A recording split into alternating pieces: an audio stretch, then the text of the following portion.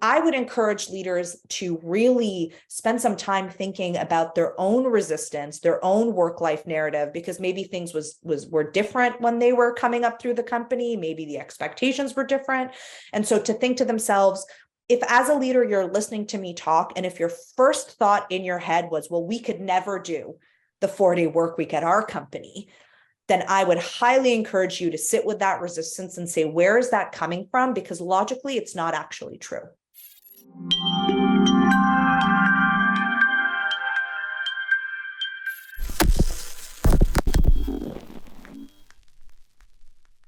Hello, the Recursive community. My name is Elena, and today I have the pleasure of wearing the imaginary innovation reporter hat when I will interview Rahaf Harfoush. She is a professor of emerging business models and the director of Red Thread, a think tank agency at the intersection of technology and culture. Rahaf has a background in business administration and management and has written 3 books so far, one of which is titled Yes, We Did It, an insider's look at how social media built the Obama brand, and has a free LinkedIn course until I believe the beginning of June on humane productivity, burnout proof your performance, which I actually had the pleasure of watching last week. And I discovered a few insights about how to work less but smarter. Let's discover more insights on productivity from her. Thank you so much for joining us today, Rahaf. I'm so glad. Thanks for having me. So I hear you're coming to Bucharest. I'm in Bucharest, Romania, and you're coming for the Bucharest Tech Week, right? Yes, it's going to be my first time. I'm excited. I'm happy to have you here sharing productivity insights with us, and I can't wait to dive into it. So, from my research, I saw that you're currently a professor of innovation and emerging business models. How do you approach these teaching these subjects, which are like always changing? Yeah, so I teach the course on and off whenever I don't have a writing project. But what's amazing is that teaching this course has forced me to change my perspective on the role of an educator or a professor, because everything is changing so much. I cannot be the expert on everything. And so instead, what we like to do in the courses is say that we're all sort of a cohort exploring together. So I can teach people the fundamentals of how to look at markets, how to ask the right questions, how to do an analysis. But then the real fun part is the students go off and they pick a market that they're really passionate about.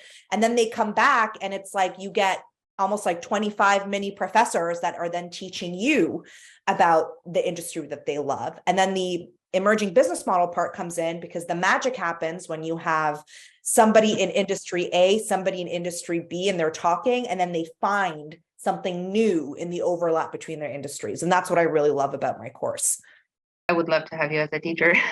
Come and teach here. Even if I'm in my 30s, I still have this motto of learning something new every day. And sounds like learning something new every day. And like it sounds inspiring to be able to teach people and make them grow wings instead of like giving them crutches, like how the old teaching habits where you need to do this, but you're empowering them to discover and also bring back new information. Yeah. So I know you're also wearing another hat. You're the director of Red Thread. What are some of the most interesting trends you are seeing these days in the space right now? Are you targeting specific verticals, markets, or solutions? So much like the whole technology world, I'm very much into the current wave of generative AI, ChatGPT, all those types of services. I've been particularly interested in sort of 2 applications. The first is how some of these tools are going to impact specifically creative labor. Writing, thinking, researching. As somebody that is a writer, I'm quite interested to see how these tools are going to change the process, because it's going to fundamentally change the way that people create things. And I'm always so interested in how people create things. The other completely kind of unrelated aspect that I've been fascinated with, is I've been very much into companion AIs recently and looking at apps that are providing ChatGPT powered, these large language models. But the purpose is to create a relationship, whether that's a best friend or a boyfriend or a girlfriend or a husband or a wife. So I have been looking at a couple of different offerings in the market, subscription models, pay-as-you-go models. And it's so fascinating to me to see business models being built around artificial intimacy. And so I'm very much into that right now because I think it's like such a big, fascinating topic. That's so interesting. I never thought of AI like that. Will you give me some food for thought and maybe a new topic for an article or a video? Thank you so much. Sure. I definitely want to tap into your strategy with AI, but before that, I still want to focus a little bit on your background. So you wrote 3 books until now.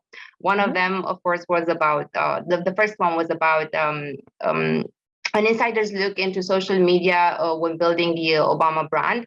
So I'm curious. We know social media influence is big and especially over election results, and it's growing bigger and bigger. And my question is, what role do you observe it playing in the post-Trump, post-Brexit, post-COVID, post-war in Ukraine societies?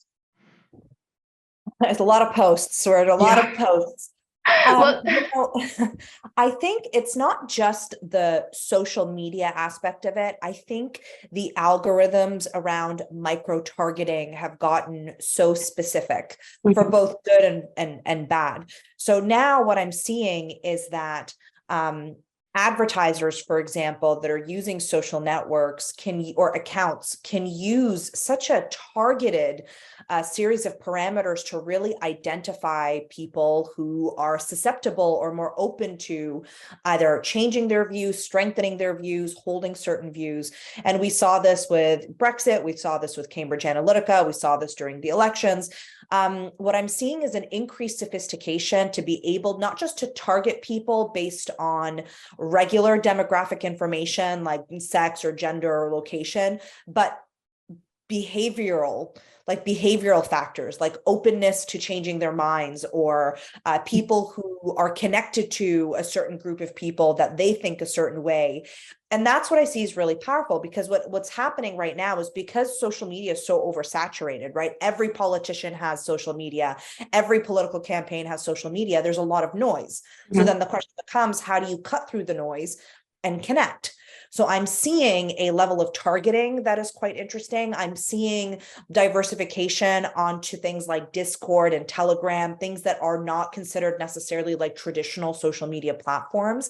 And all of this is creating 2 things. It's creating these filter bubbles that are very, very targeted, but it's also creating these communities that then are forming out of sight.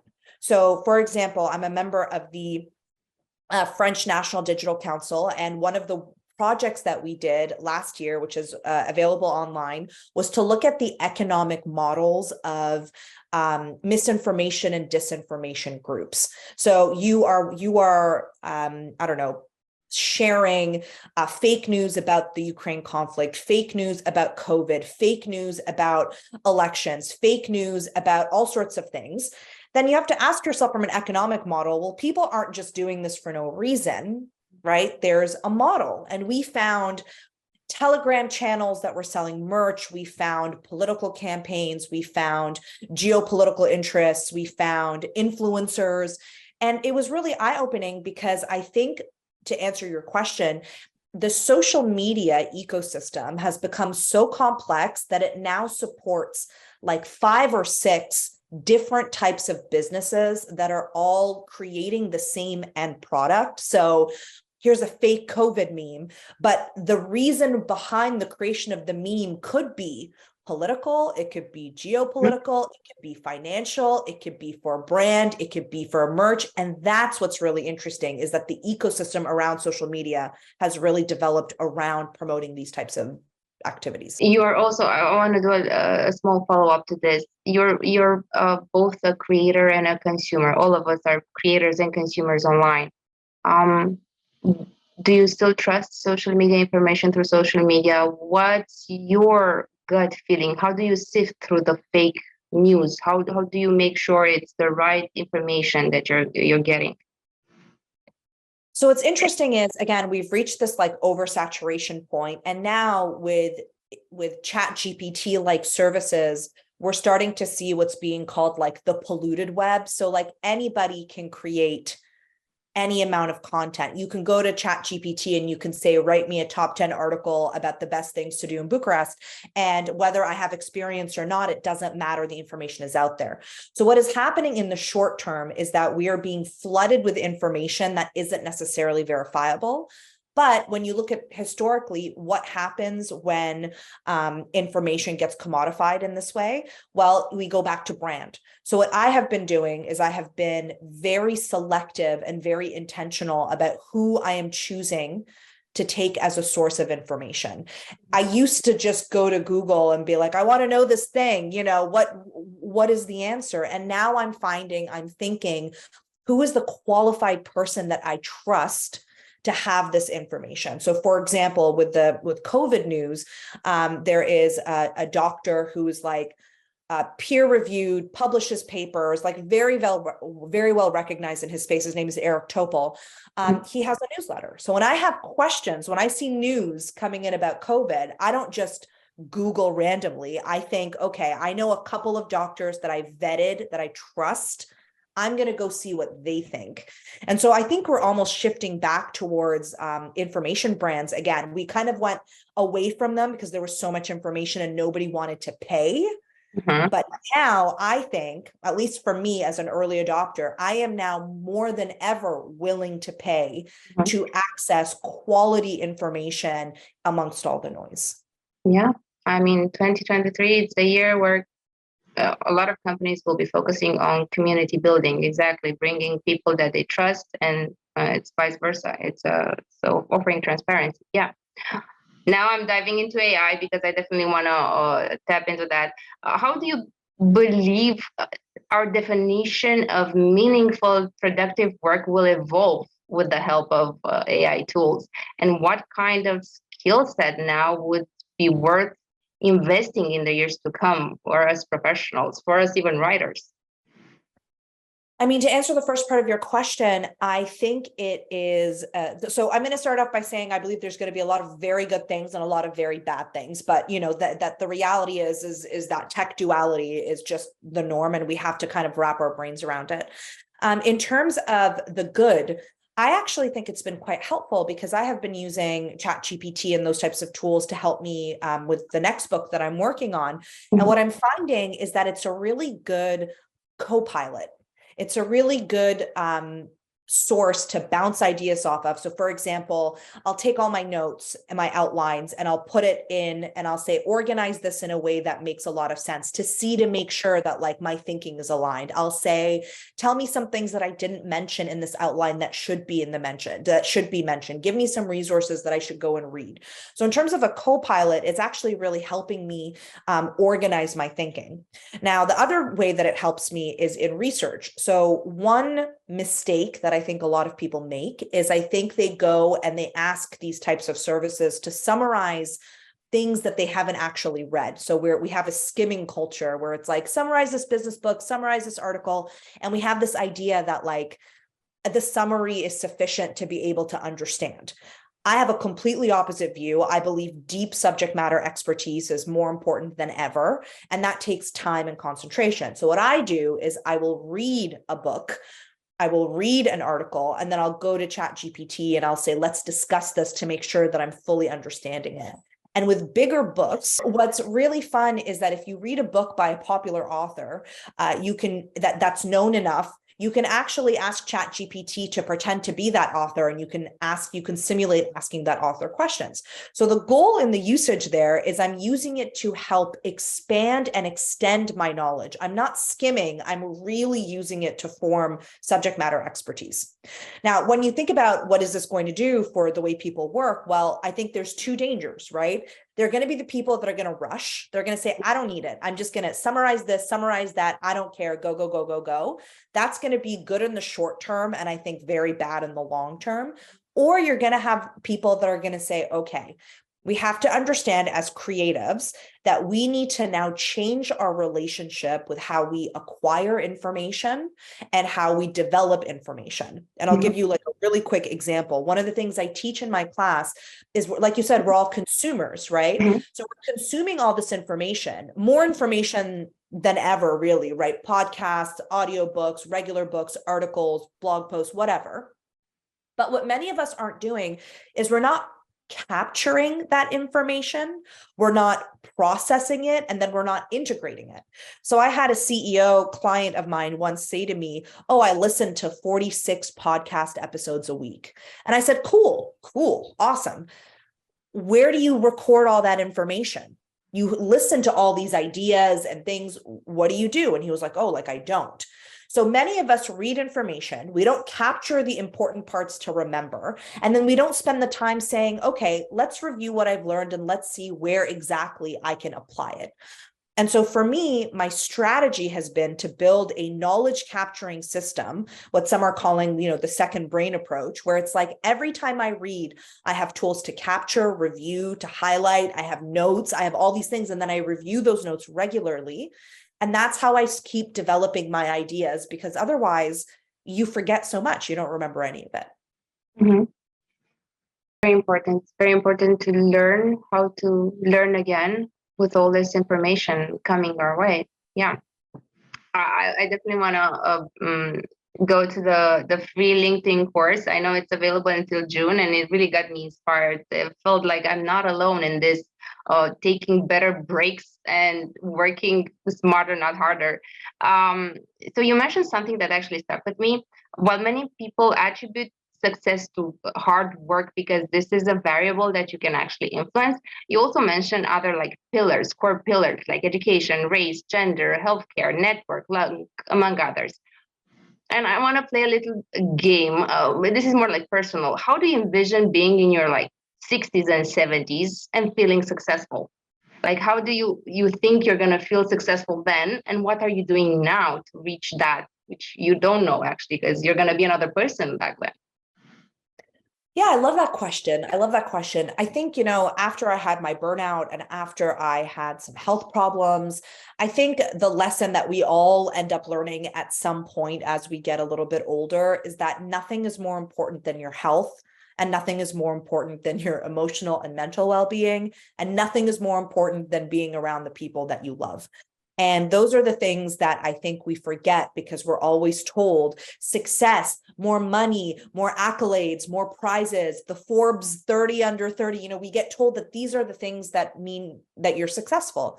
And so one of the things after sort of recovering from having some health problems over the past few years is that I want to invest in my longevity. I want to invest in my emotional well-being. I want to invest in my relationships. And if I wake up at 60 and I wake up one morning and my body is in as best shape as I can, for myself, it's just that I'm taking care of it to the best of my ability.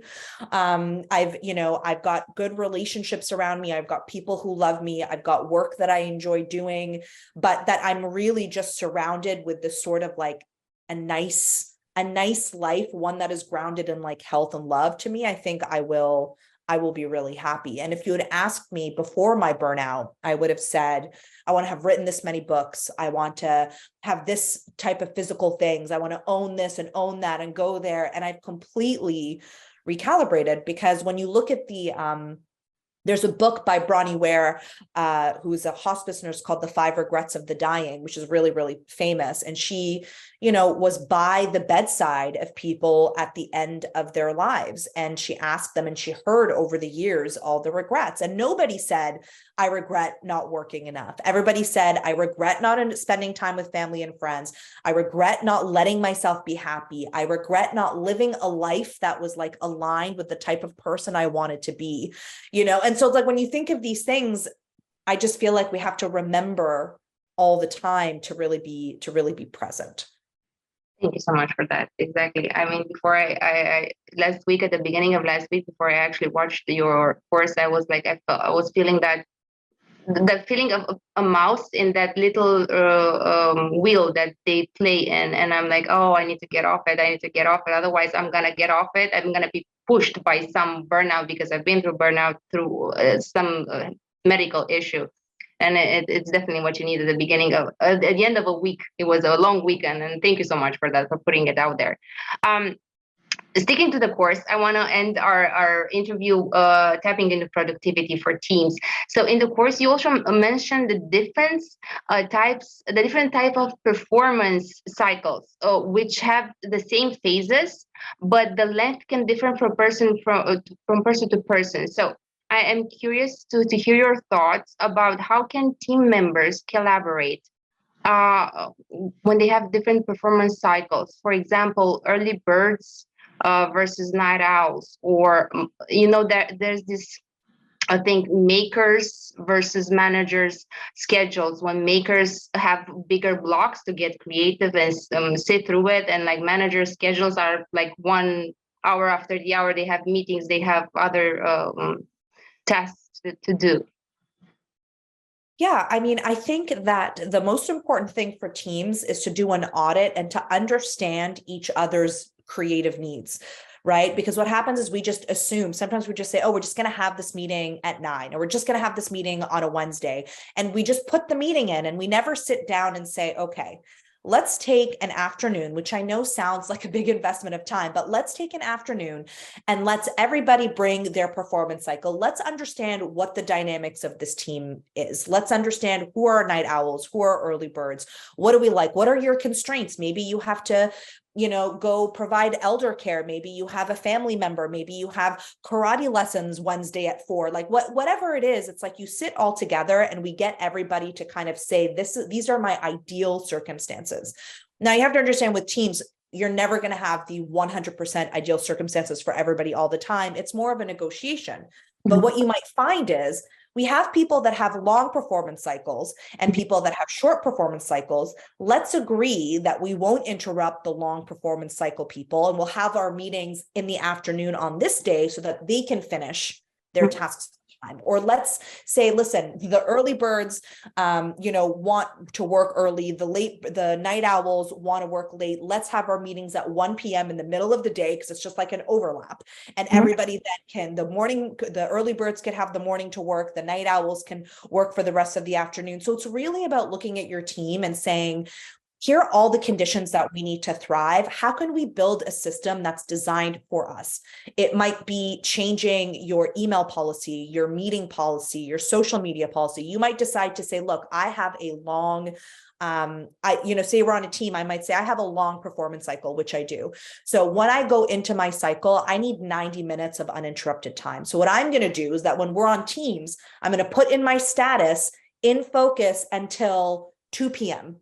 And you know that unless there's an emergency, which is something that you and I have agreed upon beforehand as to what is an emergency and when you can actually interrupt me, you agree that you're going to leave me alone until 2 p.m. so that I'm uninterrupted. But if you know this, right? If you're working with me, you tell me, I'm asking you, if you know this and you're working with me, we've had this conversation ahead of time. If you see that I'm in focus until 2 p.m., does that bother you, or does that? No, I'm just going to create a list with talking points for our next meeting. Nothing is that burning that I need to find the answer then. And if I find myself in a situation where something is burning, that means I need to think of ways to prevent this. Maybe ask you before, hey, do you think if this happens, can we do this? Can we do that? So I have action points to work alone, async. So we don't depend on each other every time. Yeah, I mean. Now tell me the same situation.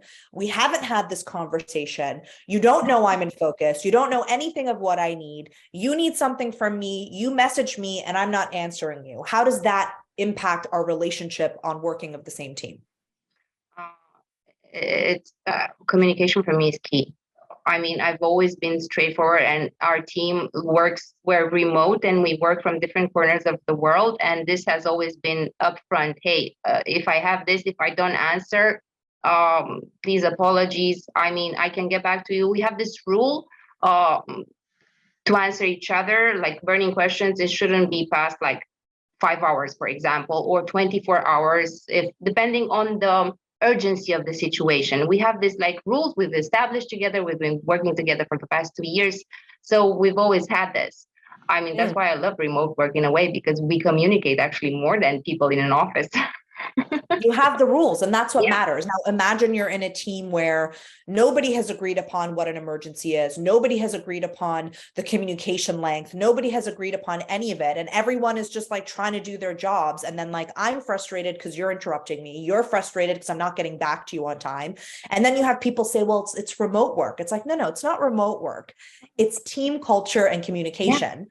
But people don't sit and they don't say, should we change the length of our meetings? Why are meetings 60 minutes? Maybe they should be 40 minutes. Should we have meetings every day of the, like, it's just an audit. We've inherited a lot of things that used to work that don't really work anymore. So it's up to us to be creative, ironically, have imagination, and just dream up some better ways of getting the good stuff done. Yeah. I mean, that's what I love about the startup culture, because we're always innovating and trying stuff out. And whenever a new team member comes, it's like a way for us to refresh our rules and see what's working for everybody or not. My final question, and then I'm done. So we talked about teams. I want to talk and end this note about leadership in a way. How can leaders and managers create a workplace culture that values breaks and prioritizes well-being, while also driving innovation and growth inside the company and reaching goals? And can this impact be measured somehow different than what it has been done so far? Yeah, absolutely. I think the research on this is very clear. If you want innovation, if you want performance, if you want an engaged workforce, rest and recovery is an essential part of that. You cannot have one without the other. The performance cycle, if you remember from the course, includes recovery. You can't have peak performance without recovery. So first, for leaders, they have to rethink what high performers actually need. We all think, oh, they need to go, go, go, go. They can only go if they're well recovered and if they're rested. So one, it's rethinking how I approach my team's performance, how I approach their calendars, how I approach the time commitments, how I measure, how I measure how much work I'm assigning. Am I assigning a reasonable amount of work? Is it something that can actually get done? Because many leaders think that the only way to reach goals is to push, push, push. And to be clear, my book is called Hustle and Float. It's not just called float and don't do anything. It's just, it's mixing that performance with actual recovery. And when you look at the data, I would really encourage leaders to look at the data around initiatives like the 4-day work week. They have done pilots about this all over the world in different countries, in different industries. And generally speaking, the results have been incredible. No drop in productivity, higher engagement, better work-life satisfaction, more motivated workers. And and then when you think of, oh, well, we can't, it's like, of course we can. We invented the 5-day work week. We can go to a 4-day work week. It's fine. So I would encourage leaders to really spend some time thinking about their own resistance, their own work-life narrative, because maybe things were different when they were coming up through the company. Maybe the expectations were different. And so to think to themselves, if as a leader, you're listening to me talk, and if your first thought in your head was, well, we could never do the 4-day work week at our company, then I would highly encourage you to sit with that resistance and say, where is that coming from? Because logically, it's not actually true. Mm-hmm. Thank you so much for that. Well, I always say this at the end of the interview. Would you like to share something else with our community, something that you're working on right now, or a piece of thought? Think about Central and Eastern Europe founders and investors and tech professionals. Yes, I think we are at a very interesting point in time with the intersection of both rethinking how we work creatively and rethinking how technology is going to change the way we develop information. And this is something that I'm working on. I've got a new book called Humane Productivity that's going to be out soon. And so if you're interested in that and interested in AI, I would really encourage you to connect with me. I've got a newsletter that goes out every week that kind of dives into these issues, and I would just love to keep the conversation going. Thank you so much. Thank you for watching. I am Elena, and at The Recursive, we aim to provide constructive reporting on the progress of the local innovation community in Central and Eastern Europe. Until next time, don't forget to check Stories That Shape Stories on our website and hit those like and subscribe buttons so you don't miss out on insightful interviews.